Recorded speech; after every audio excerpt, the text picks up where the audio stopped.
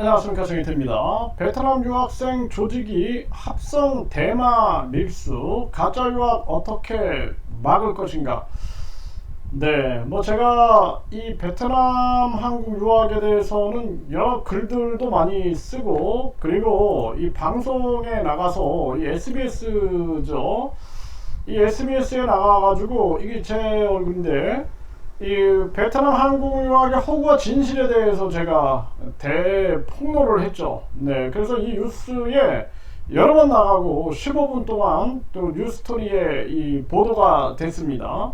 그 이후로도 이 베트남 비자 문제에 대해서 뭐 7, 8번, 총 합쳐서 10번 이상 이렇게 방송을 터뜨렸는데, 그러다 보니까 이제 음성적으로 이러한 문제들이 보이지 않게 진행되는 부분들이 많이 있습니다. 그리고 또 많은 전국의 교수님들이 연락을 해가지고 이러한 문제를 좀 구체적으로 알려달라, 이런 얘기들을 많이 하고 계시고, 제가 쓴 그 베트남 한국 유학의 허구와 진실, 그 소문을 많은 분들이 이제 접한 겁니다. 이 방송을 많이 접하다 보니까 그런 문의들이 이제 많이 오게 되는데, 그러니까 많은 대학들이 현재 뭐 유학생을 유치하지 못하면 문을 닫는 지경이 돼버린 겁니다. 그래서 여기도 보면 한국 가자마자 도망, 취직도 오케이, 유학 브로커의 유혹.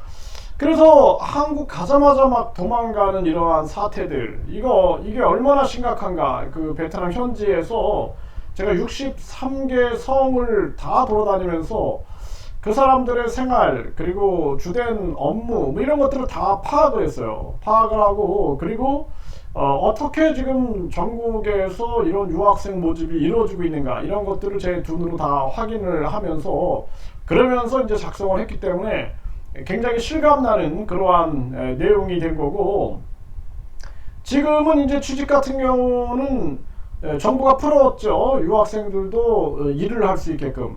이거 굉장히 중요한 부분이에요. 베트남에서 유학생들을 유치한다 그러면 베트남 학생들이 어느 정도 재정이 확보되어 있는 학생들은 미국이나 영국이나 뭐 프랑스라든지 네덜란드라든지 호주라든지 이런 데로 유학을 갑니다. 그래서 저도 이제 베트남 학생들을 접하다 보니까 호주 유학을 원하는 학생들이 있어서 직접 제가 호주로 가가지고 대학과 협력을 맺고, 그리고 결국에는 이제 학생들을 호주로 이렇게 보낸 그러한 일도 있었는데, 그 이제 이런 실태 모습들이거든요. 근데 한국으로 간다 그러면 이제 주로 한국에 뭐 가족이 있다든지, 이제 한국 베트남 결혼을 많이 하잖아요. 또는 한국에 일하러 간 삼촌이 있다든지, 뭐 이런 사람들이 이제 한국을 선택하는 경우, 또는 한국이 일본보다는 취업하기도 쉽고 또 많은 인프라가 형성이 되어 있기 때문에 불법 체류를 하러 가는 사람들도 있는 거죠. 이거를 이제 걸러내는 것이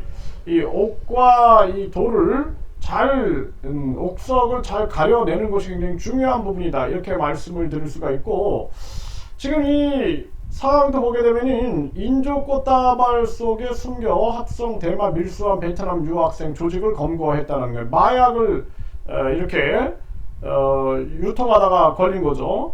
그래서 이 사람들이, 이 조직원들 4명이 베트남 국적인데 2019년에서 20년 유학생 신분으로 국내에 입학을 했고, 체류 기간을 초과해 불법 체류자가 됐다는 거죠. 그러면서 이제 밀수 과정을 설계한 거죠. 그래서 이렇게 이 자기들이 어떤 조직을 만들어 가지고 철저하게 한국 상황을 파악한 다음에 그 다음에 이러한 범죄에 연루가 됐다는 것입니다. 그러니까 이 사람들도 두 가지를 볼 수 있을 거예요. 네, 한국에 들어왔다가 유혹당한 사람들도 있고, 처음부터 아예 계획적으로 들어와가지고 불법 체류를 계획적으로 들어오게 되는 거죠. 이러한 부분들인데, 그래서 이러한 부분들에 대해서 이거 어떻게 막을 수 있느냐, 이렇게 이제 질문을 하는 경우가 있어요. 그러면 이제 유학생의 이 모집 절차를 일단은 봐야 됩니다.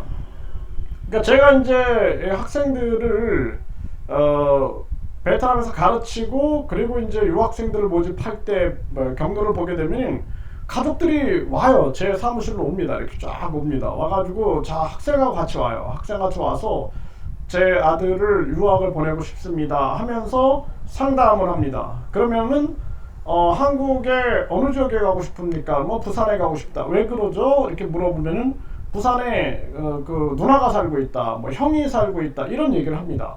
근데 이런 경우에는 거의 이탈 가능성이 없어요. 그래가지고 그러냐? 그럼 베트남 고향은 어디냐? 뭐 예를 들어서 뭐 남딩이다 그러면은 제가 그 남딩에 직접 방문도 하고 또는 영상 통화를 통해서 확인을 합니다. 네, 그래서 아빠는 뭐 하시고 엄마는 뭐 하시고 그 일터에서 한번 영상 통화를 할 수 있느냐 이렇게 확인을 해보거든요. 그러면은 이제 거의 맞아요. 그리고 한국에 누나가 있다 그러면은 우리 호적 등본을 이렇게 확인해 보면 딱 맞아 떨어지거든요. 그 한국의 누나 신분증하고 이렇게 비교해 보면은 이런 경우에는 거의 이탈하는 경우가 별로 없어요. 네, 그래서 저는 이제 그렇게 상담을 했거든요. 그러면 이제 그 상담을 하는 요 상황인데, 그런데 그렇지 않은 경우가 있단 말이에요. 그냥 전국을 돌아다니면 현수막이 막 붙어 있습니다. 붙어가지고 한국 유학 성적 낮아도 된다. 그리고 졸업증명서 없어도 된다. 그러니까 초등학생 같은 경우에 초등학교를 졸업했다 할지라도 중학교 졸업장 만들어주는데 뭐 예를 들어서 뭐 10만원, 또 고등학교 졸업장 만들어주는데 뭐 20만원, 전문대학교 졸업장 만들어주는데 뭐 30만원, 이런 식으로 돈을 매겨놓고 가짜를 만들어주는 거예요. 그러면 그걸, 이런 거는 이제 완전히 걸려드는 거죠. 그래서 이 면접을 처음 초기 단계에서 면접을 보면서 확인하는 게 상당히 중요한 요 부분이다라는 거예요. 진짜 유학생들은 그렇게 찾아옵니다. 자, 그러면은 자, 유학생을 면접을 했습니다. 제가 면접을 하고 나면은 제일 먼저 뭘 하겠어요? 계약서를 쓰겠죠. 네, 계약서를 써가지고 일단은 그 서류들 제출을 받아요. 그래서 뭐 성적증명서, 졸업증명서, 뭐 또 호적, 이 호커우라 그러는데 호적 이 증명서들, 이런 걸 번역 공증을 해야 됩니다. 그래서 또 이제 부모의 어떤 재산 현황이라든지 또는 부모의 취업 증명서라든지, 자영업을 한다 그러면 이제 수익이 어떻게 된다, 수익에 대한 현황을 그것을 이제 받게 됩니다. 근데 그걸 또 공증을 받아야 되기 때문에 그 속해 있는, 뭐 예를 들어서 우리식으로 말하면은 주민센터 같은 데에서 이제 확인서 같은 걸 이렇게 받게 되거든요. 자, 이런 절차가 이루어지게 됩니다. 그러면 그 서류들을 딱 보고 베트남어로 읽을 수 있어야 되는데, 한국인들이 이거 읽지 못하면 이제 도루묵이 되는 거예요. 딱 보고 나서 그리고 나서 이 서류들을 어떻게 해요? 이제 번역 공증도 해야 되고, 이 친구는 한국어 공부를 해야 됩니다. 한국어 공부를 해야 되니까 일정 뭐 기숙사 비용이라든지 또는 이 한국어 교육비, 그리고 번역 공증비, 뭐 이런 것들을, 또 자문료라든지 이런 것들을 포함해 가지고 이제 계약서를 쓰게 되는 거예요. 그 여기서 이제 중요한 것은 한국어를 공부하는 학생의 태도를 보게 되면 진짜인지 가짜인지가 딱 일줄만 가르쳐 봐도 딱 나옵니다. 그리고 중요한 거는 이제 그 서류들을 번역해야 되잖아요. 그 서류를 영어로 번역을 해야 됩니다. 그러니까 영어로 번역을 하고, 그리고 공증을 받아야 돼. 이 서류가 진짜냐. 근데 여기서 공증을 할 때 돈을 줘가지고 가짜 공증이 이루어진다든지 또는 가짜 번역이 이루어진다든지 하면은 여기서 이제 함정이 되는 거예요. 이게 굉장히 중요한 겁니다. 그래서 저는 이걸 굉장히 강하게 이걸 제가 확인을 했어요. 그래서 번역 공증소에 가서 나중에 번역한 사람이 누구다, 공증한 사람이 누구다, 요거까지 다 확인서를 다 받게 해버린 거예요. 그러니까 이제 나중에는 번역자는 누굽니다, 이거 번역에 대해서 책임을 지게끔 만들고, 또 공증자는 누구다, 공증자에 대해서도 공증기관이 책임을 지게 만드는 거죠. 자, 이렇게 번역 공증이 이루어지게 되면은 이것이 이제 뭐 진짜다 가짜다 이거 학교에서 확인하게 되죠. 또 학교에서. 그래서 학교에서 뭐 고등학교다, 고등학교 그 교장을 통해서 여기서 이제 진짜다 가짜다가 확인서가 나와야 되는데, 요것도 또 돈 매겨가지고 가짜로 하는 경우가 있어요. 그래서 가짜로 돈을 요구한다 그러면은 여기서 잘라버려야 되는 거고, 그리고 나서 이렇게 서류들이 다 만들어지게 되면은 그 서류를 베트남 외교부에 가가지고 이제 공증을 받게 됩니다. 베트남 외교부가 확인하고 이건 맞다라는 도장을 찍어줘요. 근데 웃기는 거는 베트남 외교부가 한번 전화를 한 거예요, 저한테. 당신 학생이 졸업증명서, 성적증명서가 가짜로 판명이 됐다 그러는 거예요. 그래서 제가 물론 이제 뭐 저도 뭐 이게 뭐 정확하게 검증을 뭐 한 건 아닙니다. 그런데 이제 그 사람들 얘기는 뭐냐면은 돈을 달라는 거예요. 돈을 주면 통과된다라는 거예요. 그래서 뭐 이것이 이제 진짜 뭐 내가 믿을 수 없는 순간이었거든요. 이게 진짜 베트남 외교부 직원인지 아니면은 이게 누가 장난을 치는 건지 어쨌든 간에 저는 그러면 바로 고소해라. 저 학생은 잘못된 학생일 때 바로 고소 조치해라. 그 뭐 돈을 뭐 한 30만 원 정도를 요구하는데 그걸 팍해서 잘라버렸거든요. 잘라버리고 그 학생은 집 사서 보내버렸습니다. 그런 경우가 있다라는 거예요. 그 여기서 그냥 이렇게 통과돼 버리는 거죠. 여기에 대해서 그냥 통과되면은 한국 대사관에서 이제 또 이 한국 영사가 도장을 줍니다. 이제 검증을 하는 거죠. 이게 맞다라고 이제. 근데 아무 의미 없어요. 영사들하고 제가 계속 얘기를 해봐도 영사하는 얘기는 뭐냐면 베트남 외교부에서 도장을 줬는데 내가 이거 아니다라고 할 검증할 능력도 없고 이 과정 지금 제가 이렇게 번역 공증하고 뭐 교장의 확인서부터 시작해가지고 여기까지 외교부까지 왔는데 이런 부분에 대해서 자기가 일일이 다니면서 검증할 수도 없고 그러니까 베트남 외교부가 도장을 찍어주면 우리도 그냥 도장을 찍어준다 이렇게 얘기를 하는 겁니다. 네, 이해되시겠죠? 아무런 의미가 없는 거예요 거기에 대해서. 그래서 이 모집 과정에서 굉장히 중요하다는 거예요. 그렇게 해서 이제 서류 번역 공증이 이루어지게 되고 한국 대사관에서의 확인 도장까지 받게 되는 것입니다. 이렇게 되면 서류가 완비가 되는 거거든요.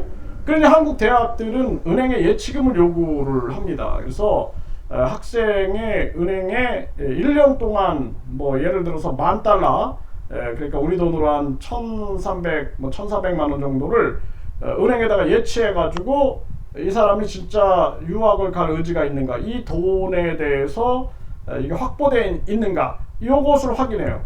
그런데 이것도 이제 위조되는 경우가 되게 많아요. 네, 그래서 이게 이제 위조, 근데 어떻게 보면 또 의미도 없어요. 돈 이렇게 뭐 빌려다가 넣을 수도 있는 문제죠. 네, 이런 문제. 그러니까 제일 중요한 것은 저는 그렇게 봅니다. 학생 모집 과정에서 상담을 할 때 그 과정이 되게 중요하다. 네, 그래서 제가 한 대학은 유학생들이 한국에 가고 싶다 해서 400명을 면접을 봤는데 제가 화장실에 갔더니 얘들이 막 그 학교 교복을 막 갈아입는 모습을 봤어요. 이게 뭐예요? 가짜 학생이다라는 거예요. 재학증명서 다 위조된 겁니다. 성적증명서 다 위조된 거예요. 딱 보면 알아요. 성적증명서를 3년을 사용했는데 아주 새 종이에 다 찍혀 있는 거예요. 가짜다. 4명만 딱 제가 합격을 시켰는데 그게 난리가 난 거예요. 400명 중에 4명 합격시켰다. 4명은 진짜더라고 내가 보니까. 그러니까 다른 대학들이 와가지고 뒤에서 그 396명을 몰래 데리고 가버린 거예요. 그러니까 결국에는 다 이탈해버려가지고 그 대학은 난리가 난 거죠. 책임을 져야 되니까 학생들이 다 이탈하고 불법 체류자가 돼버리는 거죠. 이런 문제들. 그러니까 가짜 재학증명서, 가짜 성적증명서, 가짜 졸업증명서 만들어내는 거예요. 그러니까 이게 굉장히 얼마나 어려운 일이냐는 거예요. 이게 여기서 진실을 얘기하다가 쇠파이프로 맞아 죽는 겁니다, 그냥. 그래서 제 숙소에 쇠파이프 들고 쳐들어오고 막 이 온몸에 문신 새긴 자들이 한 8명이 막 쳐들어오고 제가 감금당하고 3일 동안 감금당하고 막 이런 일들이 수도 없이 일어났어요. 그러니까 이게 보통 강심장 아니면은 할 수 없는 일이다. 저는 그렇게 생각을 하게 되고, 자, 이렇게 해가지고 이런 절차가 쭉 진행이 돼가지고 이제 서류가 완비되면은 한국 대학에다가 어느 대학을 갈 것이냐, 뭐 예를 들어서 뭐 서울대를 간다, 부산대를 간다 그러면은 이유를 설명을 하고 거기에 어떤 과가 있기 때문에 나는 그걸 공부하러 가겠다, 또는 처음에는 한국어 공부를 하기 때문에 나중에는 한국에 와서 대학을 선택을 할 수도 있다, 이렇게도 이제 안내를 해주죠. 그래서 처음에 이제 어느 대학에 들어간다 그러면 이제 그 서류들을 한국의 대학으로 보내게 되고, 한국 대학에서는 그냥 입학 허가서를 주는 경우가 있어요. 넌 그렇게 하지 마셔라.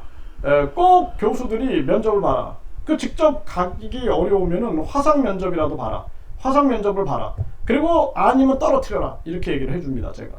아니면 나중에는 학생이 그냥 아무것도 안 보고 이탈하고 나면은 뭐 유학원들한테 책임을 돌려버리는 경우가 되게 많아요. 그리고 한국에 이미 베트남 사람들이 20만 30만이 있는데 여기서 그냥 막 취업, 불법 취업부터 해가지고 불법 체류, 이런 마약 이런 것들이 퍼져 있기 때문에 유혹이 굉장히 많은 거예요.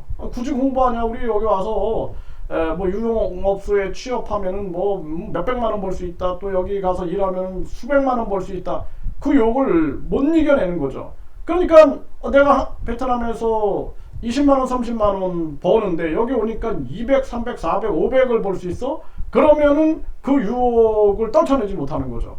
그리고 이렇게 사람들이 다 모여가지고 이렇게 살고 있는 그러한 타운들이 형성이 돼 있어요. 이미 거기서 정보가 다 오가기 때문에 이런 미혹이나 유혹을 이겨낼 수 있느냐, 이런 것들도 상당히 큰 문제가 됩니다. 그래서 한국 대학에서 이제 입학 허가서를 주게 되면은 그 입학 허가서와 또 각종 서류들을 가지고 이제 대사관에 등록을 해야 됩니다. 한국 대사관에다 비자 신청을 하게 되는 거죠. 그러면은 이제 한국 대사관이 비자를 이제 허락 또는 거부 이런 걸 판정을 내리게 되는데, 저는 이 부분을 영사들한테 많이 얘기했어요. 면접을 봐라, 면접을. 면접을 볼 인력이 없다라는 거예요. 아니, 그 면접을 볼 인력이 없다는 게 말이 되느냐. 교민들을 활용해서라도 면접을 봐라, 면접을. 제발 봐라. 응? 그러니까 그 호치민 같은 경우에는 그걸 받아들여서 필기시험도 보고, 그리고 또 면접, 말하기, 듣기 시험도 본 거예요. 두 가지를. 그랬더니 거의 하노이 지역하고 불법 체류 이 수가 거의 한 5배 정도 차이가 났던 것입니다. 제가 그걸 굉장히 많이 강조했거든요. 그러니까 호치민 지역은 이탈이 별로 없어. 왜 그럴까? 아, 여기는 필기시험도 보고 말하기 듣기 시험도 봤어. 하노이는 그냥 비자를 줬어. 그 말이 안 되죠? 네, 그리고 또 이 하노이 쪽에서는 비자 장사하다 걸려버려. 그래가지고 영사가 구속돼.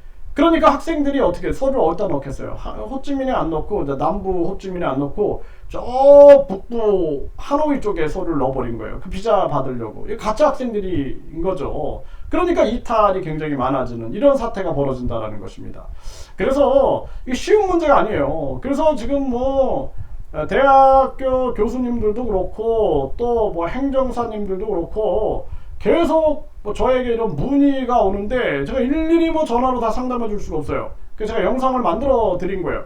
그래서 한국 유학의 절차, 그래서 이제 결국에는 학생이 비자가 나왔다 그러면은 언제 입학해라, 이제 대학이 이제 안내를 해줍니다. 몇 월 며칠에 입학을 하면 좋겠다. 그럼 비행기표를 구입을 해야 되니까.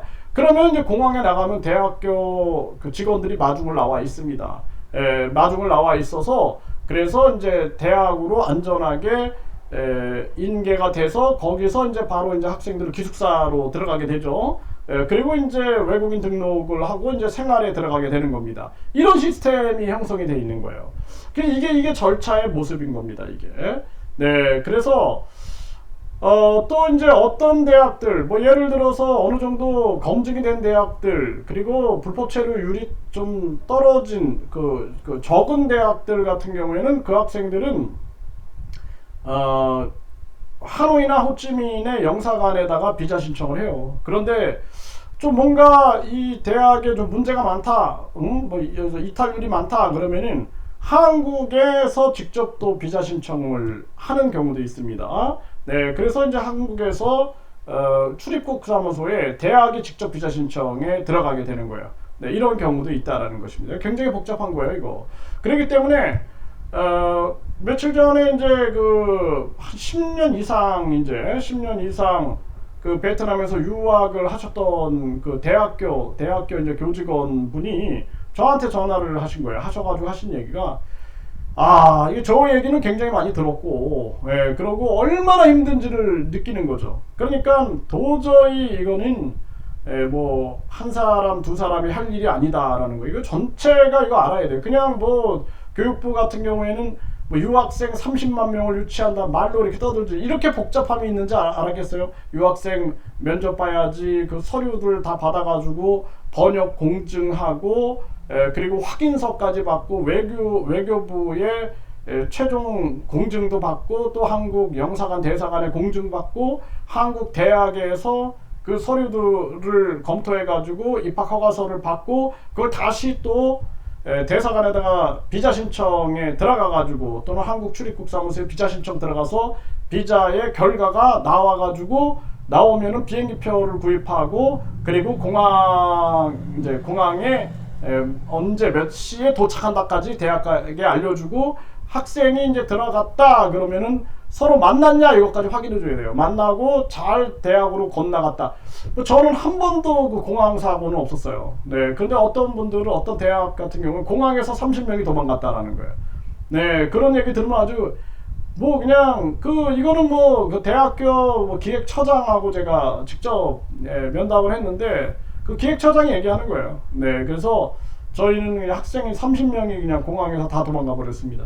이런 절차 아무것도 없이 그냥 10명만 따먹어서, 예를 들어서 뭐 학생 100명 보내주세요. 말도 안 되는 소리. 한 명부터 해봐라. 한 명부터 본인이 직접 현장에 가가지고 면접 보고 이런 절차를 가지고 한다라면 이게 쉽게 생각하지 못하죠. 그런데 아주 단순하고 쉽게 생각하는 거야. 100명이면은 뭐 학비 700만 원씩, 그러면은 700, 뭐 7천, 7억이네. 7억에다가 대학이 뭐 수수료를 뭐 나한테 뭐 10%를 준다, 20% 준다, 30% 준다. 그러면 7천, 또는 뭐 1억, 1억 4천, 뭐 또는 2억 1천이잖아요. 쉽게 그냥 나에게 뭐 20%만 받아도 1억 4천이 들어오겠네. 이런 생각만 한다가는 안 된다라는 거예요. 그래서 호주는, 제가 이제 호주 유학을 해보니까 호주는 굉장히 시스템이 잘 돼 있어요. 엄정합니다. 그리고 이 학비의 30%를 이 커미션으로 주는 거예요. 그런데 그게 졸업할 때까지 줘요. 졸업할 때. 굉장히 신기하죠. 그러니까 한국 같은 경우에는 아예 안 주는 곳들도 있고, 이제 양심이 있는 곳들은 자기들이 그냥 유학생 유치하려면 엄청난 비용이 들어가는데, 그러니까 10%, 뭐 15%, 20%, 뭐 30%는 못 주겠습니까? 이런 대학들도 이제 생겨나고 있는데, 호주는 30%를 졸업할 때까지, 1, 2, 3, 4학년 졸업할 때까지 매년 체크해가지고 주는 거예요. 그런 시스템이 딱 돼 있는 거예요. 이게 이제 호주뿐만 아니라 뭐 캐나다, 뭐 영국, 미국 이런 데 다 이런 시스템이 돼 있어요. 유학 시스템이 굉장히 성숙되어 있는 거예요. 그러니까 이러한 부분들이, 이제 한국은 이제 걸음마 단계다 보니까 이런 부분들이 없이 지금 한국 대학들은 막 1000명씩 그냥 유치해 가겠다 이렇게 떠들어대는 거예요. 막 총장이 베트남 가가지고, 그러니까 1000명을 막 모집이 되는 거야. 그러니까 총장은 참 내 능력 대단하지, 내가 1000명 모집해 왔어. 1000명이면 얼마야? 뭐 학비 700만 원씩 하면은 70억 아닙니까? 내가 70억 벌었어. 1000명 다 도망가 버려. 왜? 제가 말씀드렸잖아요. 집안까지 뭐 성적표 없어도 된다, 초등학교 졸업자도 된다, 뭐 성적 낮아도 된다, 다 가짜로 다 만들어주는 거예요. 그렇게 해가지고 한국에 가가지고 우리가 취업도 다 시켜주겠다. 한국의 뭐 공장들, 식당들 다 취업시켜 줄 테니까 여러분들 한국에서 일할 사람 다 모여라. 그러면은 그냥 난 초등학교 졸업했는데, 나는 뭐 지금 농부인데, 뭐 나는 공장에서 일하는데, 이 사람들이 다 돈을 싸들고 오는 거죠. 그렇게 해가지고 가짜서를 만들어가지고 한국에 보내는 거예요. 그러면 어떤 일이 벌어지겠어요? 막 공항이 마비가 되는 거예요. 공항이 1000명이 막 유학생이 건너가니까 공항이 마비되는데, 나중에 그 지역사회 문제가 되는 거예요. 1000명이 다 도망가가지고 지역사회가 아주 그냥 난리가 나버린 거예요. 불법 체류자로. 이런 거 방송에서 보도 안 하죠. 왜? 그 대학이 그냥 뭐 다 연결돼 있잖아요. 언론 방송이나 뭐 정치인 뭐 싹 다 연결돼 있으니까 방송 보도 안 하는 거예요. 근데 실상은 이렇다라는 거예요. 실상은. 그러니까 한 분이 저한테 그런 얘기를 하는 거예요.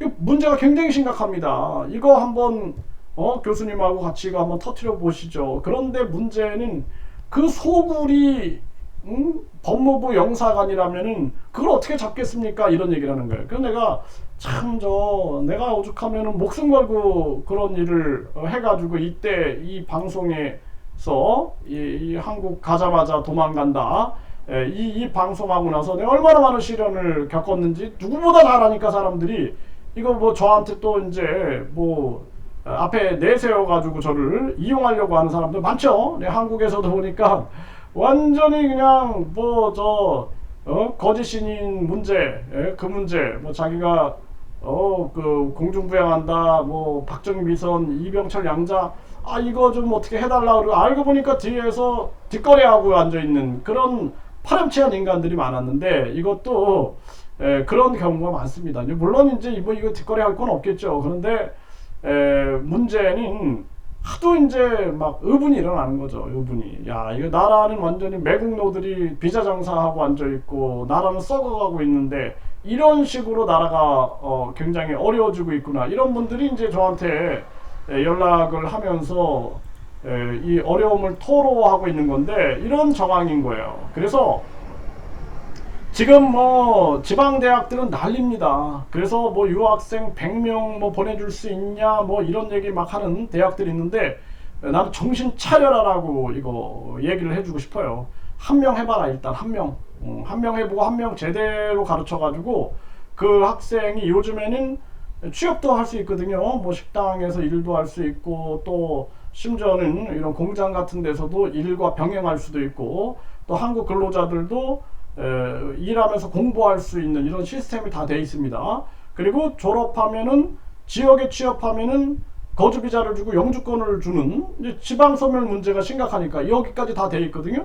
그러면 처음부터 제대로 된 학생을 선발해서 한국어 교육과 한국 역사 문화를 제대로 가르쳐 가지고 이 우리나라 저출산 고령화 문제, 이 지금 서민 경제가 붕괴되고 이런 문제에 국익적 차원에서 도움이 되게끔 또 어떻게 보면 외화를 벌 수 있는 또 기회가 될 수도 있는 거죠. 이런 거를 국익적으로 생각해야지 그냥 한탕주의 해가지고 뭐 100명 보내서 이건 말도 안 되는 얘기다. 직접 가서 봐라. 네. 가서 보고 그 대학도 베트남 가가지고 대학도 방문해보고 유학원도 방문해보고 어떻게 돌아가고 있는지 파악하고 그러면서 이게 쉽지 않은 거구나. 번역 공증소는 어떻게 운영되고 있고 베트남 외교부는 어디 있고 대사관은 어디 있고 그리고 각 대학들 뭐 전문 대학들 방문해 가지고 여기서 어떻게 학생들이 한국어를 공부하고 있고 이런 것들을 다 겪어보고 그러면서 뭔가 알면은 쉽지 않은 일이다라는 생각을 하게 될 거다라는 것입니다. 그래서 이 많은 분들이 쉽게 그냥 돈만 생각하는 거예요. 돈만. 뭐 100명 모집하면 7억이야. 700만 원, 7천만 원, 7억 맞죠? 또 1000명 모집하면 70억이야. 그래서 대학교 총장들도 정신 나간 총장들은 1000명 모집할 수 있냐? 모집할 수 있죠. 가짜 학생들 1000명 모집하는 거 내가 뭐 예를 들어서 베트남어가 되기 때문에 한 달이면 할 것 같은데요. 한 달? 네, 한 달.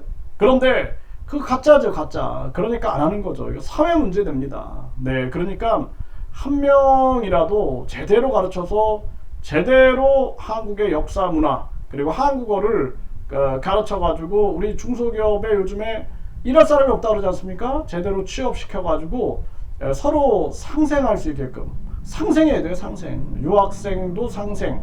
그리고 우리나라 정부와 우리 중소기업이라든지 여기가 다 대학이나 상생할 수 있는 걸 만들지 않으면은 환상에 사로잡혀가지고 내가 이번에 1000명 모집해가지고 70억이면은 대학교 건물 하나 져야지. 그래갖고 이 대학교에다 내 이름 붙여가지고 뭐 정인태관이다. 뭐 이렇게 해야지. 그 웃기는 얘기다라는 거예요. 제가 많은 총장들도 만나보지만 그 총장들이 뭐 유학생 100명씩 보내주고 막 그러면 굉장히 좋아하고 아주 그냥 VIP 대접을 해줍니다. 왜?